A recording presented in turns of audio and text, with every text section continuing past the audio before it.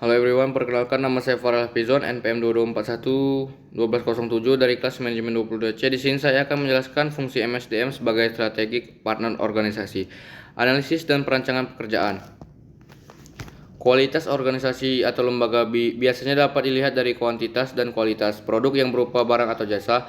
Untuk mendapatkan produk dengan kuantitas yang banyak dan kualitas yang baik, kinerja pimpinan dan anak buahnya sangat menentukan. Manusia yang ada di dalamnya sangat besar pengaruhnya, sekalipun suatu perusahaan menggunakan alat modern canggih faktor. Human Resource Management (HR) is not something new in an organization environment, especially in the business sector. A company simultaneously with the human tendency to collaborate with the organization. Human behavior has also taken place to exploit for human in order to achieve a goal. This business in today modern era is health management, as is no an organization consists of the people who have desires and goals. An organization also consists of the departments led by someone and assisted by several staff.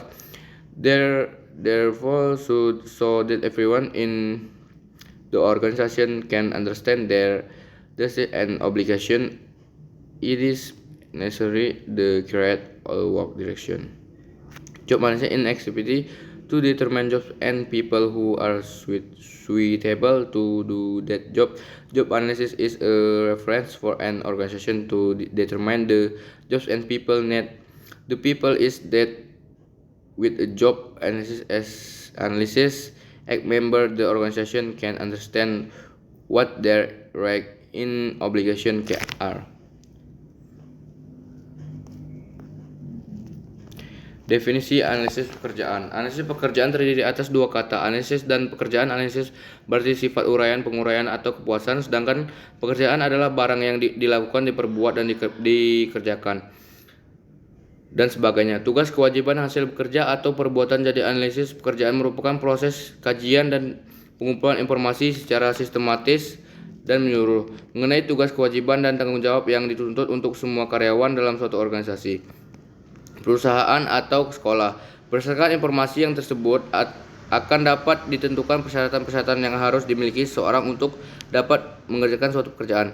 Tujuan analisis, uraian pekerjaan, job description. Job description, uraian pekerjaan, adalah informasi tertulis yang menguraikan tugas dan tanggung jawab, kondisi pekerjaan, hubungan pekerjaan, dan aspek-aspek pekerjaan pada suatu jabatan tertentu dalam tugas, kewajiban, tanggung jawab, kondisi yang diperlukan apabila pekerjaan tersebut dikerjakan. Spesifik pekerjaan.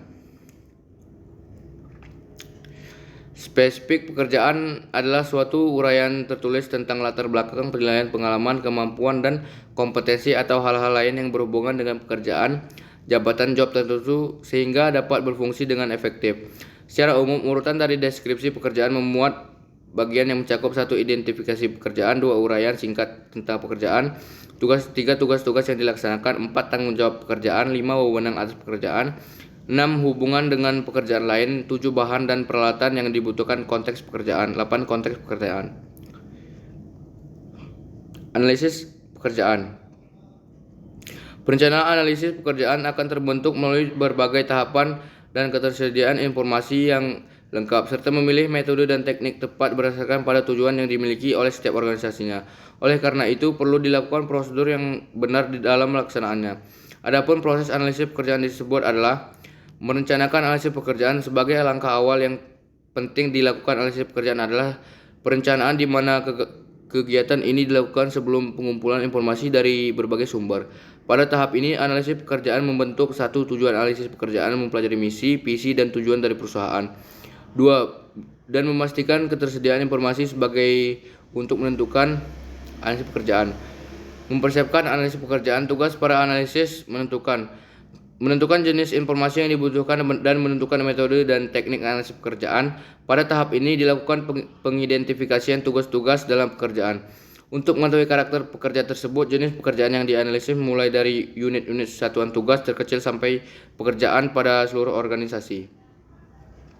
Evaluasi pekerjaan. Deskripsi deskripsi dan spesifikasi pekerja, perlu dilakukan evaluasi apakah efektif untuk dilakukan pada tahap berikutnya. Penilaian dilakukan dengan melihat hasil kerja karyawan tersebut.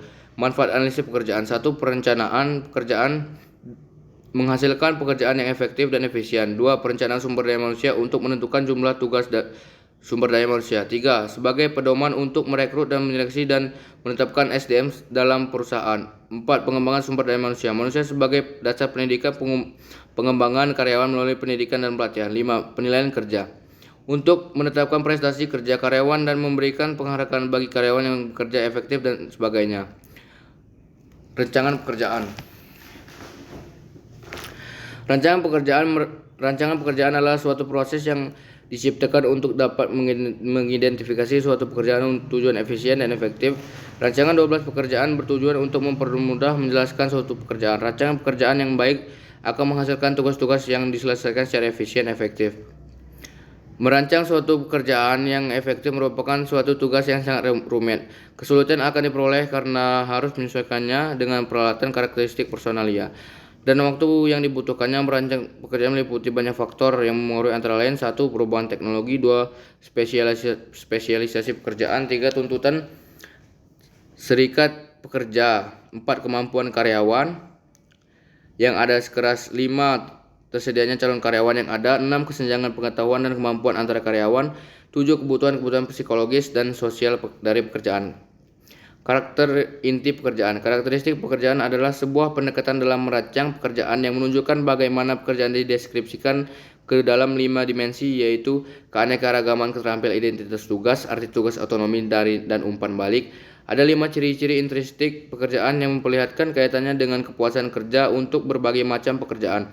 Kelima ciri intrinsik tersebut yaitu 1. Keragaman keterampilan, skill variety. 2. Jati diri tugas, task identity. 3.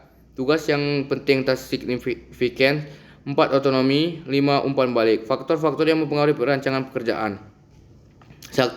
Faktor organisasi. Pertimbangan organisasional dalam merancang pekerjaan mencakup hal-hal pemilihan struktur organisasi, prasarana kerja, dan tradisi perusahaan, perlu tidaknya pengembangan dan pelatihan.